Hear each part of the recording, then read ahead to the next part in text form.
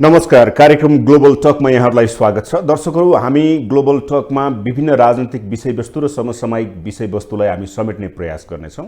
आज विशेष गरी राष्ट्रिय सभाको निर्वाचन सम्पन्न भएको छ। राष्ट्रिय सभाको निर्वाचन सम्पन्न भइसक्दाखेरि समीकरण अलिकता फेरबदल भएको छ। विशेष गरी नेकपा एमाले 16 सिटमा रहेको छ। 19 सिटका लागि निर्वाचन भएको थियो। त्यसमा माओवादी केन्द्रले 15, त्यसैगरी कांग्रेसले 10 र नेकपा एकीकृत समाजवादीले 8 सिट प्राप्त गरेका छन्। यसरी सरसर्ती हेर्दाखेरि पोलिटिकल सिनारियो अलिकता फरक देखिएको छ। गठबन्धनबाट धेरै अधिकांश उम्मेदवारहरू विजय भए। प्रदेश नम्बर 1 मा नेकपा एमाले एउटा सिट मात्रै जितेको अवस्था छ। प्रतिनिधिले निर्वाचनमा मतदान गरे, तर जनताले मतदान गरेका होइनन्। जनताले देखाउने छन्। विपक्षी दल नेकपा एमालेको यो प्रतिक्रिया आएको छ। तर गठबन्धनबाट अहिले गठबन्धनले ल्याएको मत परिणामले भोलिको निर्वाचनलाई पनि असर गर्नेछ भनेर नेताहरूले प्रतिक्रिया दिइरहेका छन्। समग्र राष्ट्रिय सभाको निर्वाचन र गठबन्धन सरकारको स्थिति र सँगसँगै जुन गठबन्धन छ, यो गठबन्धन कति समयसम्म लम्बिनेछ त आज हामी यसै पेरिफेरीमा रहेर कुराकानी गर्नेछौँ। मसँग हुनुहुन्छ गठबन्धन सरकार, गठबन्धन दलका नेता, नेकपा एकीकृत समाजवादीका उपमहासचिव डाक्टर गङ्गालाल तुलाधर। स्वागत छ डाक्टर साहब। हस्, धन्यवाद। नमस्कार। आरामै हुनुहुन्छ? आराम छु। राष्ट्रिय सभा निर्वाचन को सन्देश के हो? राष्ट्रिय सभाको निर्वाचनको सन्देश के हो भने मुलुक गठबन्धन अथवा चाहिँ यो वाम लोकतान्त्रिक गठबन्धनबाट अगाडि बढिरहेको सन्दर्भमा नेपाली जनताले यसैको भविष्यमा यसले कसरी गर्छ भन्ने खालको कुराको एउटा विश्वास चाहिँ दिएको जस्तो लाग्छ मलाई। जनताका प्रतिनिधिहरू, सबभन्दा चाहिँ छानिएका प्रतिनिधिहरूले अहिलेको परिस्थितिलाई मध्यनजर राखेर दिएको एउटा म्यान्डेट हो भन्ने बुझ्छु म। यसले गर्दाखेरि चाहिँ गठबन्धन संस्कृति यद्यपि 2/3 हाराहारीको सरकारलाई तिलाञ्जली दिएर त्यसमा त म आउँछु। त्यसरी बनेको जुन खालको परिवेश हो, यो परिवेश आफैमा चाहिँ त्यति सन्तोषजनक, त्यति प्रिय त होइन, होइन, त्यति प्रिय होइन। तथापि अब एउटा चाहिँ अहङ्कारी को कारणले गर्दाखेरि मुलुकमा उत्पन्न भएको परिस्थिति अर्को पनि वैकल्पिक शक्ति छ है, र त्यो चाहिँ झन् शक्तिशाली र त्यो चाहिँ भरपर्दो शक्ति हो भन्ने खालको कुरा चाहिँ यो चुनावले प्रष्ट रूपमा देखाएको छ। तपाईहरु चौथो शक्तिका रूपमा राष्ट्रिय सभामा प्रतिनिधित्व गर्न थाल्नुभयो अबको परिवेशमा हेर्दाखेरि। तर यो चाहिँ सही निर्वाचन होइन भनेर प्रतिपक्षले भनेको छ नि त। प्रतिपक्षको अब भन्ने कुरा अरू केही पनि नभएपछि उनीहरूले भन्ने यही नै हो, होइन। उनीहरूसँग भन्ने अरू केही पनि कुरा छैन, किनभने 2/3 चाहिँ आफ्नो शक्तिलाई तिलाञ्जली दिनेहरूले यहाँभन्दा अरू के भन्नु र। अब यसैलाई चाहिँ के भने गुमराहमा राखेर फेरि पनि नेपाली जनता त हाम्रै पक्षमा छन् भन्ने सन्देश पनि दिनु परिरहेकै छ। तर अहिले त सर्वनाक हार भएकै हो, होइन। प्रदेश नम्बरमा 1 मा अलिअलि हाम्रै भित्रको कमी कमजोरीले गर्दाखेरि मात्रै हो, नत्र भनेदेखि त उहाँहरूको त धुलिसात नै हुनेवाला थियो। भनेपछि नेकपा एकीकृत समाजवादीले सोचेको राष्ट्रिय सभाको जुन संख्या सोचेको थियो त्यसमा चाहिँ ऊ फुलफिल भयो हैन त? फुलफिल भयो। एउटा मिस्टेकली एउटा चाहिँ गयो। त्यसो गर्दाखेरि चाहिँ उहाँहरूलाई फाइदा भयो। भनेपछि त प्रतिनिधिले त मिस्टेक गरे भन्दा पनि फ्लोर क्रस गर्न सक्ने रहेछन् भनिसकेपछि भोलिको निर्वाचनलाई यसले असर गर्छ कि गर्दैन? गर्दैन। यसले किन गर्दैन भने त्यहाँनिर चाहिँ पैसाको ठुलो प्रयोग भयो, उहाँहरूले नै बढी पैसाको प्रयोग गर्नुभयो भन्ने कुरा आएको छ। मान्छेलाई पैसाबाट धेरै प्रभावित गर्नुभयो भन्ने खालको कुरा आएको छ। त्यसैले चाहिँ अब त्यस्तो खालको मसिना कुराहरू, अत्यन्तै निकृष्ट खालका कुराहरूमा जनप्रतिनिधिहरू लाग्नु चाहिँ वास्तवमा राम्रो कुरा होइन, कुनै पनि हालतमा क्षम्य कुरा पनि होइन। तर कसले गर्यो त्यो कुरा त अब आफ्नो पार्टीले खोतलास त गर्छौँ हामी, होइन, नगर्ने होइन। तर यो पटकको 19 मा 19 चाहिँ गठबन्धनले जित्थ्यो, यो कुरा चाहिँ पक्का हो। तर बेइमान भयो। अलिअलि त्यो शब्द त प्रयोग नगरौँ, तर अलिकति गडबड भयो। गडबड भयो। ओके, यहाँनिर आउँदाखेरि अलिकता फरक। अब नेकपा एकीकृत समाजवादीको राजनीतिक यात्रा धेरै त भएको छैन। कलम सहितको चिन्ह लिएर अगाडि बढेको एकीकृत समाजवादी अबको भूमिका के हो राजनीतिमा? यस्तो ढङ्गले आइन्छ भन्ने कुरा मैले त कल्पना पनि गरेका थिइनँ र मन पनि पटक्कै थिएन र हिँड्दाखेरि पनि कटक्क चाहिँ मुटु चिरिएको थियो, काटेको थियो। आफूले बनाएको पार्टी, मेरो त 45 वर्षको भरभराउँदा आफ्नो सम्पूर्ण वयसहरू ऊर्जाशील जिन्दगी नै त्यसैमा। म 15 वर्षदेखि हेर्नु त 15 वर्षदेखि चाहिँ क्रियाशील भएको पार्टी होइन, रुँदै रुँदै छोडेर हिँड्नुपर्ने खालको जो परिस्थिति सिर्जना भयो, त्यसले त मान्छेलाई अब कति दुखित भइयो होला। तर कुनै पश्चाताप पनि छैन फेरि होइन। केही दुष्टहरूसँग होइन अलिक लामो चाहिँ बसुट भएछ र दुष्ट हुन सकिएन।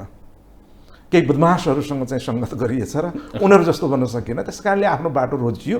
अहिले कुनै पश्चाताप छैन र हामीले भदौको 9 गते पार्टी दर्ता गरेको निर्वाचन आयोगबाट आधिकारिक पत्र पाएका हौँ।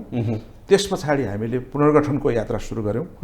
हामीले किन विद्रोह गऱ्यौँ भनेर जनताको बिचमा गयौँ, कार्यकर्ताको बिचमा गयौँ र खास गरिकन चाहिँ पूर्व एमाले पार्टीमा हामीले विद्रोह गर्नका कारण र हामीले जुन प्रकारको ध्रुवीकरणको अपेक्षा गरेका थियौँ, अहिले म उत्साहित छु। देशव्यापी रूपमा होइन 7वटै प्रदेश सङ्गठन कमिटीहरू छन्, 77वटै जिल्ला कमिटीहरू छन्, 753वटै पालिकाहरू चाहिँ क्रमशः बनिरहेका छन्, केही बाँकी छ। 6743वटै चाहिँ वडाहरूमा हामी गएका छौँ र झन्डै 4000 भन्दा बढी वडा कमिटीहरू बनिसकेका छन्। जनवर्गीय सङ्गठनमा हामीले 26वटा जनवर्गीय सङ्गठन बनाएका छौँ। भनेपछि यसरी बुझौँ, सङ्गठनात्मक हिसाबले एमाले भन्दा हामी कम छैनौँ भन्न खोजेको। मलाई त कस्तो उत्साह छ भन्नु होला नि, तपाईँको कार्यक्रम मार्फत म भन्न चाहन्छु। एक दिन एमाले गुट भन्दा हाम्रो पार्टी नै ठुलो बनाउँछौँ हामी।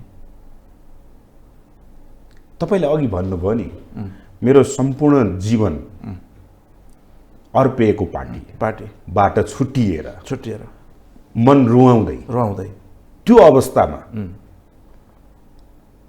हेत्तेरिका किन लागिएछ, व्यक्ति प्रवृत्तिले गर्दाखेरि हामीलाई छुटिन बाध्य गरायो अथवा हाम्रो आफ्नै दम्बले हामी छुटिन पर्यो भन्ने जस्तो फिल भएन भने? अब त्यो चाहिँ के भने दम्ब, घमण्ड, अहङ्कार, व्यक्तिवाद, स्वेच्छाचारिताको जुन खालको राज पूर्व पार्टीमा हामीले देख्यौँ, कुनै एकजना व्यक्तिको हैकम सही नसक्नुको हैकम जो देख्यौँ, आफ्ना आसेपासे 2-4 जना भएपछि उहाँलाई पुग्ने खालको जो परिस्थिति देखिसके पछाडि हामीले यो विद्रोहको बाटो रोजेका हौँ। मेरो ऊर्जाशील वयसको जो कुरा गरेँ मैले, मेरा दिनहरू जसरी चाहिँ यो पार्टी निर्माणमा मैले बिताएँ भनेर भने, लगभग म त अब त रिटायरमेन्टतिर बिस्तारै जानुपर्छहरू भनेको बेलामा फेरि 15 वर्षदेखि लागेको मान्छे 16 वर्ष वयस निकालेर काम गर्नुपर्ने परिस्थिति आयो र अरू 10 वर्ष क्रियाशील हुन्छु भन्ने छ। त्यो हिम्मतले म जस्तो चाहिँ के भने हजारौँ नेताहरू मेरै स्पिरिटमा, मेरै उत्साहमा काम गर्नेहरू छन् हाम्रोपट्टि। त्यस कारणले हामीले सङ्गठनात्मक संरचना हो, एउटा संस्थागत संरचना बनाउनु पर्ने संरचना बनाइसक्यौँ। अब हामी जनताको बिचमा बिस्तारै जान लागिरहेका छौँ र जाने क्रममा आउँछु। तपाईँले भन्नुभयो कि अलिकता फरक धार पनि देखियो, तपाईँहरू सहन सक्नु भएन, मिचे सहन सक्नु भएन, हट सहन सक्नु भएन, तपाईँहरू टुक्रिनु भयो। तत्कालीन नेकपा टुक्रिसकेपछि एमाले र माओवादी केन्द्र बन्यो छुट्टा छुट्टै। एमालेबाट फेरि अर्को चोइटा निस्कियो जुन नेकपा एकीकृत समाजवादी भएर आयो। यहाँनिर अलिकता फरक तारतम्य, नेकपा एकीकृत समाजवादीभित्र अलिकता पढे लेखेका, अलिकता बुझेका, अलिकता जानेका व्यक्ति, बुद्धिजीवी सर्कल अलिक बढी भयो। यता एमालेमा अलिकता अराजक छ भनेर चाहिँ तपाईँहरूको भाषामा भन्नुहुन्छ, यो सत्य हो? एकदमै सत्य हो, 100% सत्य हो। कसरी भन्नुहुन्छ भने, पढे लेखेका मान्छेहरू, जाने बुझेका मान्छेहरूको त्यहाँ कुनै गुन्जाइसै हुँदैन। अनि कसैले बुद्धिजीवी खालका चाहिँ अभिव्यक्ति दिन थाले, त्यो कसै त्यहाँ मनै पर्दैन त्यहाँ होइन। अलिक चाहिँ विचार दृष्टिकोणहरू अलिक फरक र भिन्न ढङ्गले चाहिँ प्रस्तुत गर्न थाल्यो, त्यो कुरा त्यहाँ सुपाच्य नै हुँदैन, पाच्य नै हुँदैन त्यहाँनिर। त्यस कारणले गर्दाखेरि चाहिँ यो त कस्तो हो भन्नु होला नि, यो 21औं शताब्दी हामी कम्युनिस्टहरू पनि नयाँ ढङ्गले, अलिकति सृजनात्मक ढङ्गले, अलिकति नवप्रवर्तनकारी ढङ्गले, अलिकति क्रिएटिभ र इनोभेटिभ ढङ्गले नचल्ने हो भनेर भने हामी यो समाजमा सर्भाइभ हुन सक्दैनौँ। तर त्यहाँ मतलबै छैन त्यो कुरा होइन। एउटा चुनावदेखि अर्को चुनावसम्म र एउटा चुनाव जितेपछि अर्को चुनाव जित्नका निम्ति प्रपञ्च तयार गर्ने र त्यसै बाटोमा क्रियाशील हुने भन्दा त्यहाँ चाहिँ कुनै कार्यनीति नै छैन, कुनै रणनीति नै छैन। तपाईँहरू सिद्धान्तमा हिँड्न खोज्ने, उहाँहरू व्यावहारिकमा हिँड्न खोज्ने, त्यसले गर्दा अलि अप्ठ्यारो हामी सिद्धान्तमा हिँड्न खोज्ने, उहाँ अघि तपाईँले शब्द प्रयोग गर्नुभएको शब्द जुन छ त्यो अराजकतामा हिँड्न खोज्ने। अराजकता र सिद्धान्त फरक कुरा हो होइन। त्यसैले कमरेड मदन भण्डारीले जहिले पनि सिद्धान्तको रङ हरियो हुन्छ, जीवनको रङ हरियो हुन्छ, सिद्धान्तको रङ खैरो हुन्छ र स्वाभाविक रूपले चाहिँ सिद्धान्तले जीवनलाई पछ्याइरहेको हुनुपर्छ भन्ने खालको कुरा भन्नुहुन्थ्यो। त्यहाँ त्यस्तो कुराको कुनै गुन्जाइसै छैन। त्यसो भए कम्युनिस्ट एमाले हो कि समाजवादी पार्टी हो कि एकीकृत समाजवादी हो कि माओवादी केन्द्र हो? कम्युनिस्ट कुन हो त? कम्युनिस्ट चाहिँ एकीकृत समाजवादी पार्टी, हाम्रो पार्टी हो। त्यो त सबैले भन्छन्। हजुर। अनि तर तपाईँहरूमा फरक के त? त्यसो भए भर्खरै जन्मिएको छ, कसरी फरक? हामीसँग फरक कुरा के हो भन्नुहुन्छ भने एमाले भन्दा त हिजोको एमाले भन्दा हरेक हिसाबले चाहिँ हामीले भिन्न देखिन सकेनौँ भने हामीलाई पनि एमाले जस्तै नै भन्छन्। र कति चिजहरू चाहिँ एमाले अब हामीले त हाम्रा संस्कार, हाम्रा बुद्धि, हाम्रा विवेकहरू, हाम्रा सबै खालका चाहिँ विकासहरू त्यहीँ भयो नि त होइन। सँगसँगै हुर्क्यौँ होइन। अब यी खालका कुराहरू छन्। एक थरी मान्छे त्यहीँ छन्, अर्को थरी मान्छे हामीसँग हुनुहुन्छ। अथवा हामी लगभग चाहिँ के भने हाम्रो सन्दर्भमा भन्नु पर्दा तपाईँले अघि बहुत राम्रो शब्द प्रयोग गर्नुभएको छ, तपाईँलाई धन्यवाद छ। असल र इमान्दारहरू हाम्रोपट्टि हुनुहुन्छ र त्यो हिसाबले चाहिँ नेकपा एमाले अहिले चाहिँ उसले जुन बाटो अख्तियार गरिरहेको छ, लिइरहेको छ, नितान्त व्यक्तिवादी स्वेच्छाचारी ढङ्गले, दक्षिणपन्थी अवसरवादी ढङ्गले, कुनै मार्क्सवाद लेनिनवादको सिद्धान्त र गरिमा त्यसका मूल्य मान्यताभन्दा विपरीत ढङ्गले जनताको बहुदलीय जनवादको सिद्धान्तको कुरा त उनीहरू गर्छन्। तर मदन भण्डारीले अख्तियार गर्नुभएको, प्रतिपादन गर्नुभएको, उहाँ प्रणेताका हिसाबले चाहिँ जुन जीवनका लागि जुन सिद्धान्त दिनुभएको थियो, जुन चाहिँ समय सापेक्ष सिद्धान्त दिनुभएको थियो, त्यो सिद्धान्तभन्दा बिल्कुल फरक ढङ्गले हिँड्ने खालको परिस्थिति भइसकेपछि होइन, 2/3 को चाहिँ शक्तिलाई केवल एउटा व्यक्तिको दम्भ, घमण्ड र अहङ्कारमा चाहिँ परिणत गर्ने खालको चाहिँ कोसिस भइसकेपछि हिजो शक्तिशाली नेकपा भन्ने पार्टी जो बनेको थियो, अदालतले फुटाइदियो, 2टा बनाइदियो होइन। केपीजीले फुटाउनु भयो, 3टा भयो। त्यस कारणले गर्दाखेरि चाहिँ उत्कृष्ट र सबभन्दा चाहिँ सही कम्युनिस्ट भनेको को हो भन्ने देखाउने अहिले प्रतिस्पर्धा पनि छ। त्यो प्रतिस्पर्धाको क्रममा उहाँहरू सच्चिएर आउनु भएछ। मलाई त सच्चिनुहुन्छ भनेर भन्ने किमार्थ अलिकति एकरत्ती पनि विश्वास छैन त्यहाँ चाहिँ होइन। तर सच्चिनु भएछ भनेर भने राम्रो कुरा हो। अब यहाँले माओवादी केन्द्रको कुराकानी गर्नुभएको छ। माओवादी केन्द्रले नयाँ ढङ्गले होइन, उहाँहरूले धेरै ठुलो त्याग बलिदान गर्नुभएको छ होइन। उहाँहरूले धेरै ठुलो नोक्सानी पनि बिहोर्नु भएको छ। अहिले जुन तरिकाले चाहिँ अब यो बहुदलीय प्रतिस्पर्धा मार्फत श्रेष्ठता आर्जन गर्ने कार्यनीति लिएर त्यो बाटोमा आउनु नै सबभन्दा ठुलो कुरो हो। र त्यसरी आउने क्रममा एकाध केही कुराहरू उहाँहरूले पनि सुधार गर्नु बाँकी छ। त्यो सुधार गर्नुभयो भनेर भने होइन, भोलि हामीले जुन बृहत्तर वाम एकताको जो कुराकानी गरिरहेका छौँ, हामी सबै एक ठाउँमा, एमाले बाहेक सबै एक ठाउँमा हुने दिन पनि आउन सक्छ। तर त्यो भनिरहँदाखेरि सर, एकीकृत समाजवादी भइसकेपछि गठबन्धन सरकारमा तपाईँहरू हुनुहुन्छ। अहिलेको राष्ट्रिय सभा निर्वाचनमा पनि तपाईँहरू गठबन्धन रूपमा चाहिँ तपाईँहरू प्रतिस्पर्धा गर्नुभयो। हजुर। एक्लै जाने हैसियत छैन अझै है? एक्लै जाने हैसियत किन नहुनु? जनताको परिणाम स्वीकार गर्ने कुरा हो।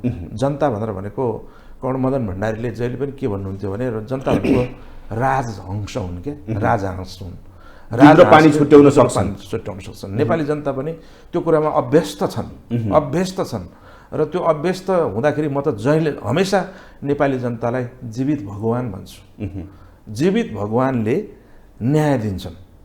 अब न्याय दिने खालको कुरा भनेर भनेको कहाँ हो त भनेर भन्दा मतदान केन्द्रमा गएर टप्प चुनावमा भोट हाल्ने कुरा हो नि। हाम्रो कलममा हाल्छन् भन्ने हामीलाई विश्वास हो होइन। हाल्छन् 45 वर्षसम्म सोरेमा भोट हाल भन्दै हिँडेको मान्छे अब कलममा भोट हाल भन्दाखेरि मान्लान् भन्ने पनि छ। तर कुरा के भन्छ भने मान्छन् होइन। मैले अघि नै भनिहालेँ, कलम हाम्रो लागि हो, हामी कलमका लागि होइनौँ। सूर्य हाम्रो लागि थियो होइन, हामी सूर्यका लागि थिएनौँ। सूर्य पनि कुनै बेला अरूको कसैले चाहिँ प्रयोग गरेको चिन्ह न हो। होइन। त्यस कारणले गर्दाखेरि यो कलमको सन्दर्भमा पनि कसरी नचिन्ने र चिन्नेको कुरा त्यतापट्टि होइन। मुख्य कुरा यो प्रतिको आस्था, विश्वास, यो पार्टीप्रतिको भरोसा त्यो नेपाली जनतासँग भयो भने नेपाली जनताले हामीलाई जनादेश दिन्छन्। तर एउटा कुरा सर, अघिको शब्दलाई सापट्टि लिएर भन्दाखेरि सूर्यलाई छोड्नु पर्दा, पार्टी एमाले भनेर छोड्नु पर्दा र नयाँ पार्टी गठन गर्नुपर्दा चुनौती त आफ्नो ठाउँमा छन्। मनमा कता कता हेत्तेरिका भन्ने आयो कि आएन? त्यति बेला कटक्क मन काट्यो, मुटु कता कता नराम्रोसँग चाहिँ दुख्यो, अलिकति पीडा भयो। तर त्यो घरबाट निस्केर हिँडिसके पछाडि यात्रा र गन्तव्य को लागि चाहिँ जब सुस्पष्ट भएर अगाडि बढिसके पछाडि हिम्मत फेरि पलाएर आयो। साथ दिनेले पनि साथ छोडेन त। अब बिस्तारै साथ दिनेहरूको सङ्ख्या नयाँ ढङ्गले विकसित हुन थाल्यो, भरोसा दिनेहरूले चाहिँ नयाँ ढङ्गले विकसित हुन थाले होइन। अब ध्रुवीकरण अहिले तेज छ होइन। अब एमालेको कत्रो ढिक्का चाहिँ यतापट्टि चाहिँ आउने हो भन्ने खालको कुरा नै हो अहिलेलाई, र देशव्यापी रूपमा अहिले चाहिँ यो खालको क्रम जारी छ। ओके, यहाँनिर अब अलिकता फरक प्रसङ्गमा आउन चाहे। राष्ट्रिय सभा त सकियो, स्थानीय तहको चुनावका लागि चाहिँ राष्ट्रपतिले ताकेता, निर्वाचन आयोगले ताकेता, गठबन्धन सरकारले मिति तोक्न नसकेको अवस्था, वैशाख 14 र 22 गते निर्वाचन गर्न सकिन्छ है भनेर यतिमा गरौँ भनेर निर्वाचन आयोगले भनिराखेको छ। तर सरकारले मिति तोक्न सकेको छैन गठबन्धनका कारण। यो रिजन के हो? किन तपाईँहरूले मिति तोक्न सक्नु भएको छैन? कतै डर त छैन? डर केही पनि छैन। के हो त त्यसो? डर अब चुनावको परिणामहरू हामीले जित हारको धेरै पटक चाहिँ हामीले परिणाम भोगेका छौँ। त्यस कारणले गर्दाखेरि अबको पनि जित हारको परिणाम भोग्नका लागि हामी तयार छौँ। जनताले दिने जनादेशसँग हाम्रो लागि चाहिँ शिरोधार्य छ जनताले दिने कुरा। जहाँसम्म चाहिँ गठबन्धनको कुरा छ, गठबन्धन किन बनेको? गठबन्धनको एउटा आर्किटेक्ट होइन हामी पनि हौँ। हामीले यो गठबन्धन बन्नमा निकै ठुलो त्याग गरेका छौँ, बलिदान गरेका छौँ। पूर्व पार्टीबाट हामी छुट्टिएर आउनु परेको छ होइन। भिन्न भिन्न संस्कार भएका साथीभाइहरूसँग चाहिँ हामी फेरि मिलेर हिँड्नका निम्ति तयार हुनुपर्ने खालको एउटा स्थिति बनेको छ, त्यो आफ्नो ठाउँमा छ। तर यो एउटा विशेष परिस्थितिमा जब मुलुक प्रतिगमनतिर जान लाग्यो, जब मुलुक चाहिँ अँध्यारो सुरुङमा जान लाग्यो, जब चाहिँ एकजनाको दम्भ घमण्डले गर्दा दुई पटक चाहिँ प्रतिनिधि सभा विघटन गर्ने खालको स्थिति बन्यो, लोकतन्त्र चाहिँ लोकतन्त्रको धज्जी उडाउने, संहिताको धज्जी उडाउने जुन किसिमको काम र खेला यो देशमा भयो, त्यो कुरालाई सडकबाट पनि जितेर र अदालतबाट पनि चाहिँ हामीले चाहिँ त्यो खालको चाहिँ उपयुक्त खालको चाहिँ आदेश पाएर बनेको चाहिँ के भन्दाखेरि यो गठबन्धन हो। यो चाने चुने र सानातिना दुःखले बनेको चिज होइन। त्यस कारणले गठबन्धनप्रतिको एउटा निष्ठा, गठबन्धनप्रतिको एउटा विश्वास, गठबन्धनप्रतिको हाम्रो भरोसा बेग्लै छ। तर जहाँसम्म यहाँ चुनावसँग जोडेर जुन प्रकारको अनर्गल बाहिर जुन प्रकारको प्रलाप गरिँदैछ, त्यसमा कुनै एउटा तत्त्वले बढी भूमिका गरेको छ र त्यसले प्रभाव पार्न खोजिरहेको छ। आफ्ना अरू एजेन्डाहरू शिथिल भइसकेपछि, अरू सबै खालको कुरामा आफू कमजोर भइसकेपछि अब यो कुरालाई चाहिँ उचालेर चाहिँ गर्न खोजिँदैछ। तपाईँलाई रिजनको जो कुरा गर्नुभएको छ, रिजन के हो भनेर भन्नुहुन्छ भने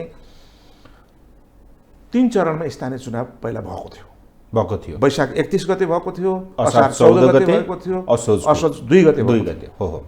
जेसुकै कारणले हामीले त्यो गरेको भए पनि हामीसँग त्यो बेलाको एउटा हुटहुटी के थियो भनेर भने होइन, 15-17 वर्षसम्मको चाहिँ जनप्रतिनिधि विहीनताको एउटा स्थितिमा चाहिँ जनतालाई आफैले चिन्ने, छुने, भेट्न सकिने र घर घरमा सिंहदरबारको भावना अनुसारको त्यो सरकार चाहिँ छिटो बनोस् भनेर भन्ने खालको जुन खालको जनताको चाहना थियो, त्यो चाहना पुर्याउनु गर्नका लागि हाम्रो हुटहुटीले गर्दाखेरि हामीले त्यो 3 चरणमा भए पनि चुनाव, त्यो पनि सङ्घ र प्रदेशभन्दा पछाडि गर्नुपर्ने चुनाव हामीले पहिल्यै गरिदियौँ।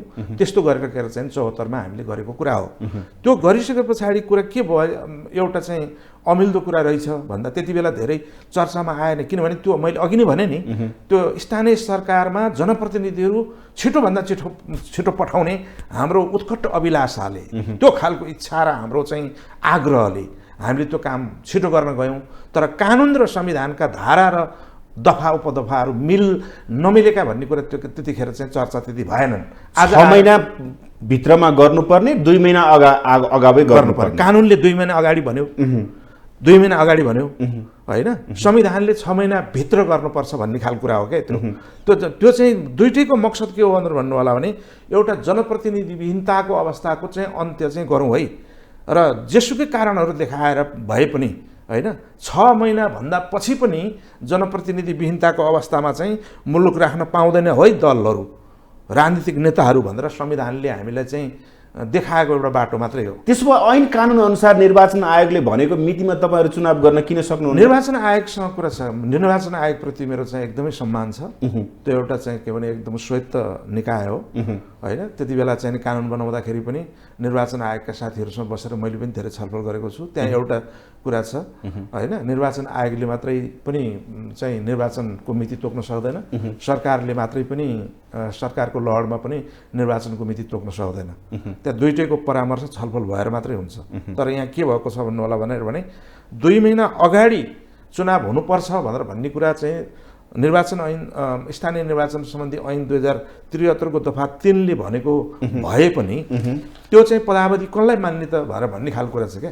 पदावधि के अरे जेठ 5 गते या 7 गतेलाई चाहिँ त्यो पदावधि मान्ने हो भनेर भने पनि त चुनाव त चैतमा भएको हुनु पर्थ्यो।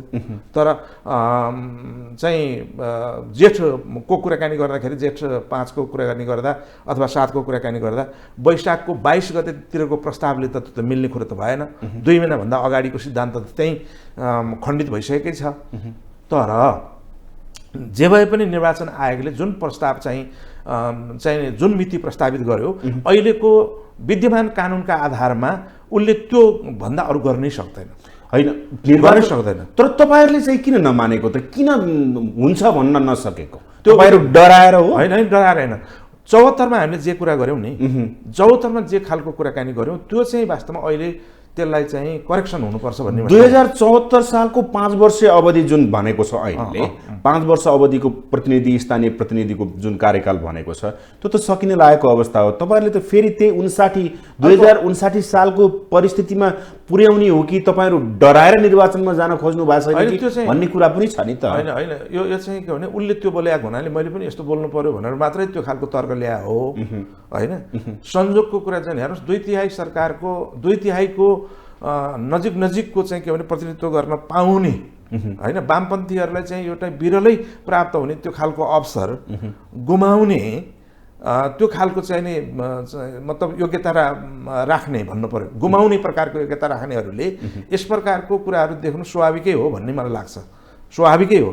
तर एउटा कुरा चाहिँ के चाहिँ हामीले चाहिँ गरिरहेका छौँ र त्यो कुरा चाहिँ ओझेलमा परेको छ भने चुनाव यो मुलुकको लागि तीनवटा जुन तहको हामी 3टा चाहिँ सरकारको चुनाव गर्छौं नि, त्यो असाध्यै महँगो साबित हुँदै गयो। हैन, त्यता म आउँछु। म स्थानीय तहलाई अहिले तपाईहरु नै तयार नभएर हो अथवा स्थानीय तहको अहिले निर्वाचन गर्यो भने गठबन्धनै टुट्ने सम्भावना पनि देखिन्छ भन्छन्। यो परिस्थिति निर्माण हुँदाखेरि चाहिँ तपाईहरुले निर्वाचनको मिति तोक्न नसकेको हो? पटक्कै होइन, त्यस्तो केही होइन, त्यस्तो केही होइन।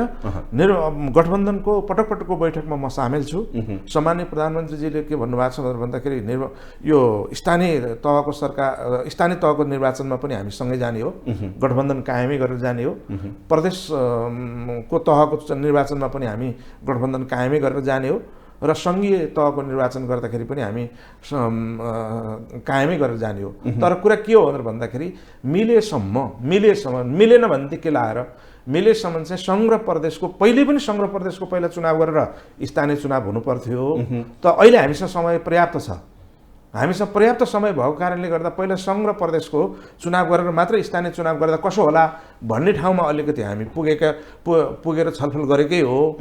तर त्यो चाहिँ के भन्दाखेरि संविधान र चाहिँ अहिलेको चाहिँ कायम भएको जो नजिर छ नि, हामीले चाहिँ दुई पटक प्रतिनिधि सभा विघटन भएर चाहिँ प्रतिगमन विरोधी जनआन्दोलन गरेर पाएको म्यान्डेट र अदालतमा जाँदाखेरि पाएको हामीले परामर्श, यी दुईटैको चाहिँ के भने भावना चाहिँ के रहेछ भन्दाखेरि सङ्घीय संसदको आयु पनि अथवा यसको पदावधि पनि एकदमै 5 वर्षको हो पुरा कार्यकाल पुरा कार्यकाल त्योभन्दा फर्कन पाइँदैन भन्ने खालको कुरो रहेछ।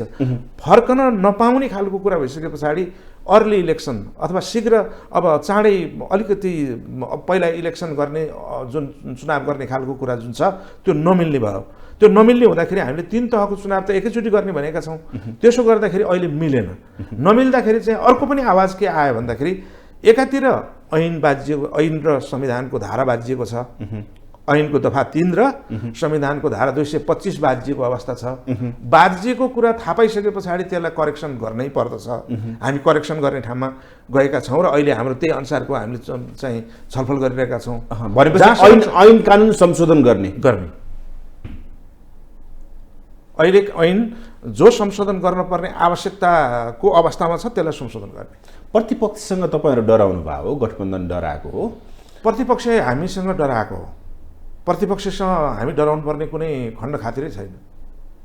उहाँ आफ्नो बाटोमा हुनुहुन्छ, हामी आफ्नो बाटोमा छौँ।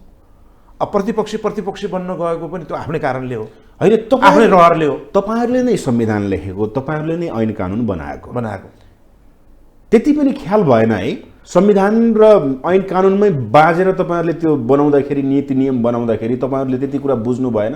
5 वर्ष कार्यकालको कुरा छ। 5 वर्ष कार्यकाल अगावै 2 महिना अगावै निर्वाचन गर भनेर लेखेको हुन्छ, फेरि 6 महिनाको अवधि राख्नु। सुन्नुहोस् न, त्यो बेलामा नि त्यो बेला ऐन बनाउने बेलामा मसिनो गरिकन काम गर्ने व्यक्ति म पनि हो। म जस्तै अरू सांसद पनि होलान्। त्यति बेला संविधानको धाराको यो दफा यो 225 को बारेमा पनि पर्याप्त छलफल भएकै हो, होइन? तर त्यो बेलामा हाम्रो भावना कुन भावनाले चाहिँ हामीलाई गरिरहेको थियो, मैले अघि पनि भने हामी चाहिँ के भने जनप्रतिनिधिविहीनताको अवस्थालाई चाहिँ यसलाई कम्प्लिटली चिर्नुपर्छ है भन्ने गरेर, यद्यपि त्यो बेला चाहिँ संविधानको धारा 225 भन्दा अलिकति फरक हुनसक्छ है यो कुरा भन्ने कुरा पर्याप्त छलफल भएकै थियो। तर त्यो हाम्रो छलफलको बिचमा के उठ्यो भनेर भन्दा संविधानको आशयभन्दा अलि एक कदम प्रगतिशील कुराहरू गरौँ न हामीले। यद्यपि जति बेला चाहिँ के भन्दाखेरि नि यो नमिल्ने भन्ने खालको कुरा हुन्छ, त्यो दिन नमिल्ने भएछ भनेर भने संशोधन हुन्छ, के फरक पर्यो?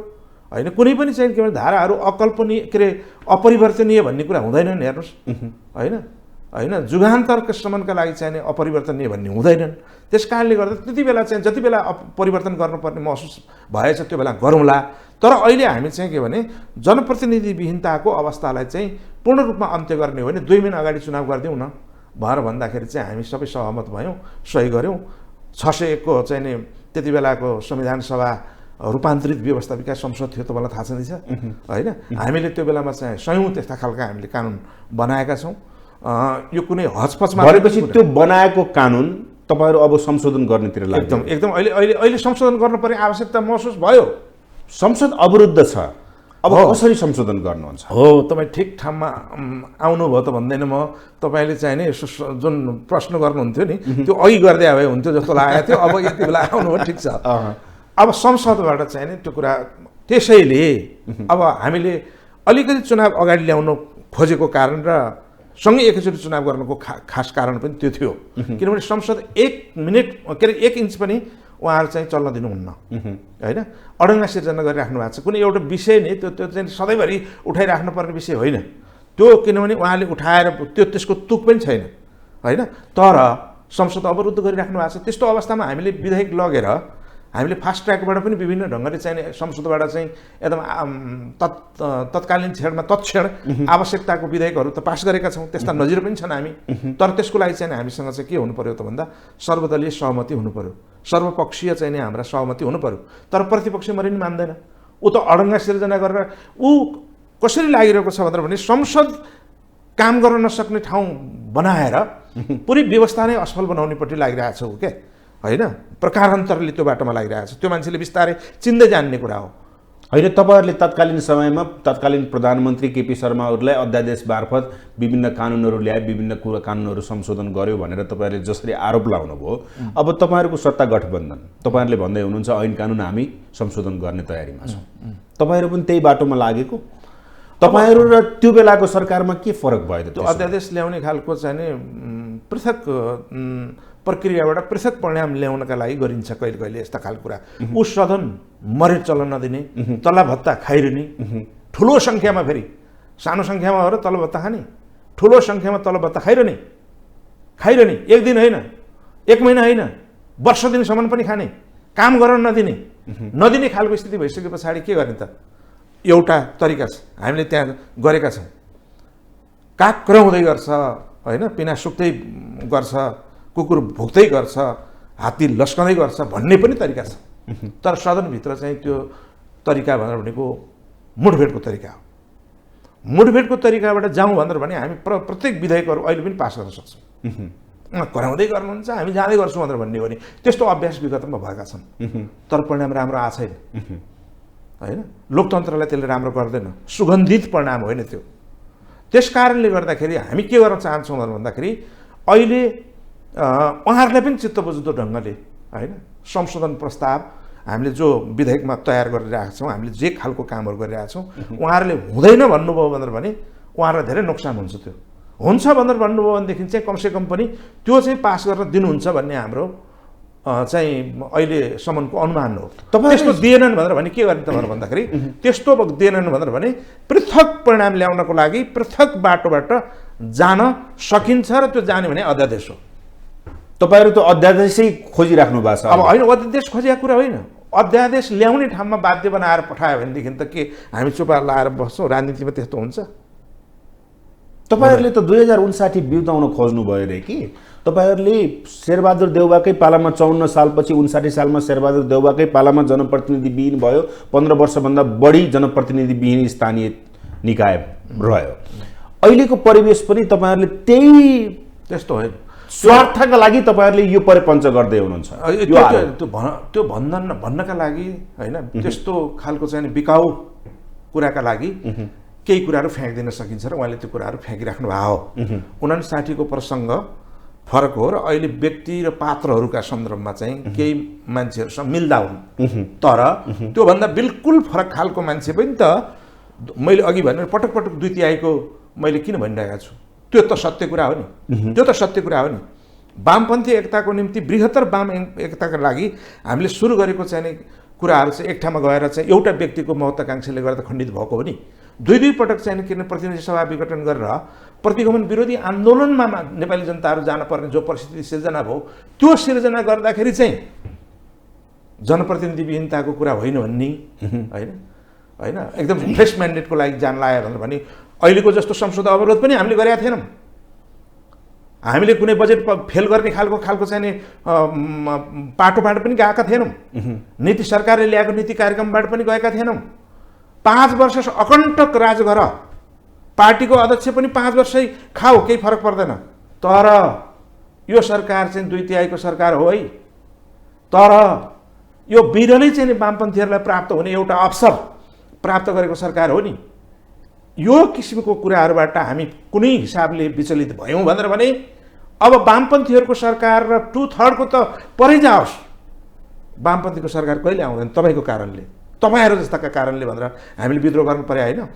उहाँहरूले चाहिँ त्यो खालको गर्ने खालको चाहिँ सोच राखेका मान्छेहरूले र जे खालको अभ्यास र व्यवहार गर्नुभयो, त्यो व्यवहार गर्नेहरूले अर्काले गरेको कामलाई पनि धारे हात लगाउने, अर्काले गरेका कामलाई पनि खण्डन गर्ने, अरूले गरेको काम चाहिँ बेठिक भन्ने र आफूलाई ठिक भन्ने, अनि त्यो कहाँको चाहिँ कुरा सम्झेर 59 को कुरा सम्झेर होइन त्यो परिस्थिति। त्यसो भए 2 महिना अगावै गर्नुपर्ने परिस्थितिमा तपाईँहरूले त्यति गर्दिन नसक्नुको पछाडिको कारण के हो त? त्यसो भए 2 महिना कसरी भयो त? 2 महिना अगावै तपाईँहरूले गर्न नसक्नु? अगावै कसरी भयो? अगावै हुनलाई त यो चाहिँ के भने चैत्र 5 गते हुनु पर्दैन थियो चुनाव। तपाईँहरूले असोज 2 लाई मान्नु भएको छ कि असार 14 लाई मान्नु भएको छ कि असार 14 मा हामीले मानेर मानिदैन? के हो त त्यसो? हामीले मानेर मानिदैन के हो? अहिले तपाईँ एउटा चाहिने के भने स्मरण गर्नुहोस्, असोजको 14 गते हामीले किन चुनाव लग्यो? त्यति बेला चाहिने मधेस बलिरहेको थियो होइन, संविधान जलाइरहेको अवस्था थियो।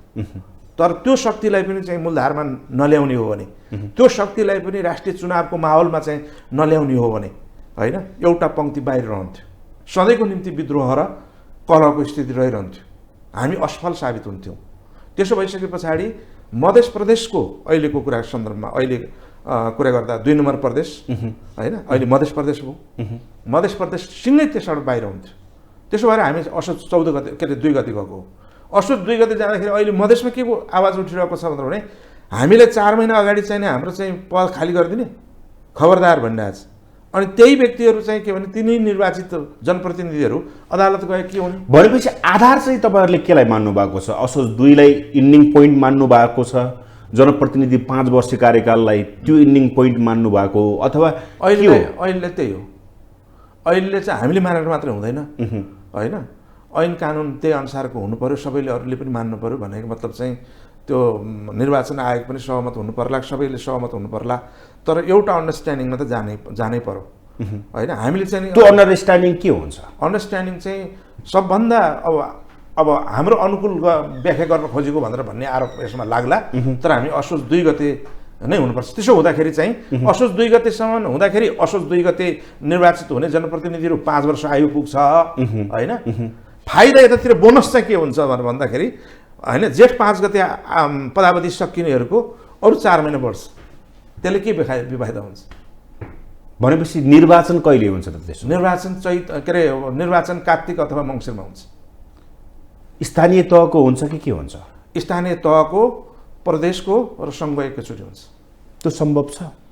सम्भव बनाउनु पर्छ, हामी बनाउन लागिरहेको छौँ। तपाईँहरू गठबन्धनलाई लगातार रूपमा लैजानलाई यो कुरा गर्दै हुनुहुन्छ कि तपाईँहरू प्रतिपक्षसँग डराइराख्नु भएको छ? मुलुकको लागि, न गठबन्धनको लागि भन्नुहोस् न चाहिँ अर्को प्रतिपक्षको लागि भन्नु। प्रतिपक्षको त यहाँनिर हिसाबै छैन, उहाँहरू आफ्नो ढङ्गले लड्नुहुन्छ। प्रतिपक्षले आफ्नो किसिमको एजेन्डाबाट लड्ने हो होइन, हामी गठबन्धनले आफ्नो एजेन्डाबाट लड्ने हो। गठबन्धन कायम भएन भनेर भने पनि नेकपा एकीकृत समाजवादी पार्टी एक्लै चुनाव लडिहाल्छ नि, त्यो त सत्य कुरा हो।